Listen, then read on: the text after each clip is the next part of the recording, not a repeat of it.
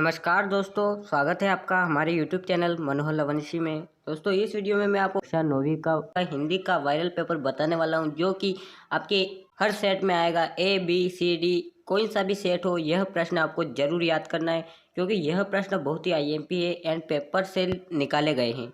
तो वीडियो को एंड तक जरूर देखना और चैनल पर नए हो तो सब्सक्राइब करना, क्योंकि इस चैनल पर ऐसी ही पेपर से रिलेटेड वीडियो मिलती है। यहाँ पर है समय 3 घंटे। यहाँ पर जो मैक्सिमम मार्क्स है 80 है। तो यहाँ पर ये निर्देश है, आप इन्हें पढ़ लीजिए। उसके बाद आगे बढ़ते हैं। तो यहाँ पर आपका कोई सा भी सेट हो, ये प्रश्न आपको याद करने हैं, बिल्कुल याद करने हैं। तो इस वीडियो को एंड तक देखना। यहाँ पर है हिंदी साहित्य का सर्वाधिक लोकप्रिय महाकाव्य है, तो इसका राइट आंसर हो जाएगा रामचरितमानस। उसके बाद यहाँ पर जो है, यहाँ पर दूसरा है प्रगतिवादी कवि है, तो राम सिंह दिनकर। यहाँ पर सॉल्यूशन के साथ मैं आपको पेपर बता रहा हूँ, वायरल पेपर है, तो इसे याद कर लेना। यहाँ पर है चारु चंद्र की चंचल किरणें में कौन सा अलंकार होता है, तो अनुप्रास अलंकार होता है। उसके बाद है जानवरों में सबसे बुद्धिहीन समझा जाने वाला प्राणी है, तो यहाँ पर है गधा। उसके बाद है वर्गों के सार्थक योग को कहते हैं, तो शब्द कहते हैं। माटी वाली को शहर से अपने गाँव पहुँचने में समय लगता है, तो 1 घंटा लगता है। उसके बाद है रिक्त स्थान है। यहाँ पर भक्तिकाल को हिंदी साहित्य का स्वर्णयुग माना गया है, ठीक है। यहाँ पर रिक्त स्थान में भक्तिकाल भरना था। उसके बाद है घृणा को उत्पन्न करने वाले दस्युओं का वर्णन होने पर होता है, यहाँ पर विभत्स रस होता है। उसके बाद है उपमेय में उपमा का आरोप अलंकार है, मतलब रूपक अलंकार है। उसके बाद है बैल का स्थान गधे से ऊंचा है। उसके बाद है महादेवी वर्मा के बाबा उन्हें विदुषी बनाना चाहते थे। उसके बाद है कमाई में प्रत्यय आई है। यहाँ पर ये जो तेज कलर में लिख रखा है, यह यहाँ पर रिक्त स्थान में भरना होता है। उसके बाद है मेरे नाना पक्के साहब माने जाते हैं, ठीक है। तो यहाँ पर हम आगे बढ़ते हैं। यहाँ पर आ गई से सही जोड़ी। यहाँ पर पहला है सुमित्रानंदन पंत, जिसका राइट आंसर हो जाएगा वीणा पल्लव, ठीक है। उसके बाद है पंचवटी, जिसका राइट आंसर हो जाएगा खंडकाव्य। और संस्कृति तथा शिक्षा, यहाँ पर तीसरा आ जाएगा इसका रामाचरण दुबे। उसके बाद है इंद्र का पर्यायवाची, तो सुरपति होता है, ये तो आपको पता ही होगा। उसके बाद है यहाँ पर माटी वाली पाठ के लेखक है, यहाँ पर विद्यासागर नोटियाल और रसात्मक वाक्यम काव्यम, तो यहाँ पर ये इसका राइट आंसर हो जाएगा।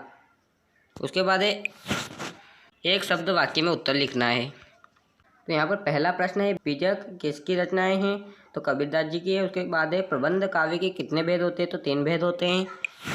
और आगे बढ़ते हैं।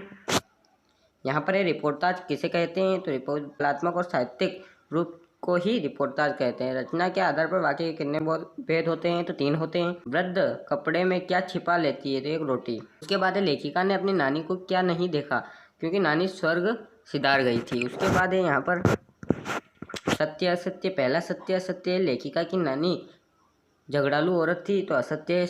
यहाँ पर शब्द के आगे जुड़ने वाले शब्दांश उपसर्ग कहलाते हैं, बिल्कुल सत्य है। और पीछे जुड़ने वाले प्रत्यय कहलाते हैं, याद रखना, यह भी आ सकता है। उसके बाद है दोनों बैल 1 माह तक कांजी होश में बंधे रहे, तो असत्य है।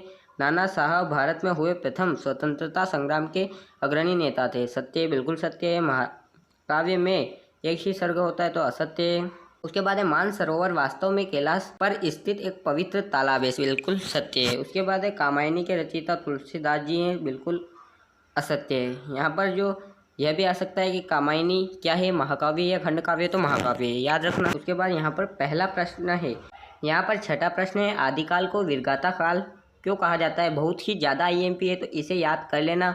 अगर आपको इसका सल्यूशन चाहिए तो हमें कमेंट बॉक्स में बताएं, अगली वीडियो में मैं आपको इसका सल्यूशन भी ला के दे दूँगा। यहाँ पर है इसके अथवा में है भक्तिकाल को स्वर्णयुग क्यों कहा गया है, ठीक है। उसके बाद है यहाँ पर 7वां प्रश्न है नई कविता की प्रमुख 2 विशेषताएं बताने हैं और प्रगतिवाद की 2 विशेषताएं लिखते हुए एक कवि का नाम और एक रचना का नाम लिखना है। उसके बाद है 8वां प्रश्न कवि को कोयल से ईर्ष्या क्यों हो रही है, उसके अथवा में मानसरोवर से कवि का क्या आशय है। फिर 9वां प्रश्न है यहाँ पर शांत रस की परिभाषा उदाहरण सहित लिखना है। उसके बाद यहाँ पर अथवा है विभाव व अनुभाव में कोई 3 अंतर लिखना है। उसके बाद अलंकार की परिभाषा लिखी है, IMP से भी बढ़कर IMP है दोस्तों, इसे याद कर लेना। उसके अथवा में रस के प्रकार एवं स्थायी भाव लिखना है। उसके बाद अगला प्रश्न है 11वां गया ने बेलों को शरारत के लिए क्या सजा दी, अथवा में है मैना की अंतिम इच्छा क्या थी। यहाँ पर ये पेपर है पूरा खत्म होता है। अगर आपको इन प्रश्नों के आंसर चाहिए तो हमें कमेंट बॉक्स में बताएं। अगर और कोई पेपर चाहिए तो हमें कमेंट बॉक्स में बताएं, आपके लिए हर कोई पेपर ले आएंगे। तो यह बहुत ही ज़्यादा एमपी प्रश्न थे जो कि मैंने आपको वीडियो के माध्यम से बता दिए हैं। इनको याद कर लेना, आपको 80 में से 80 नंबर लाने से कोई नहीं रोक सकता। ठीक है, धन्यवाद, मिलते हैं अगले वीडियो में।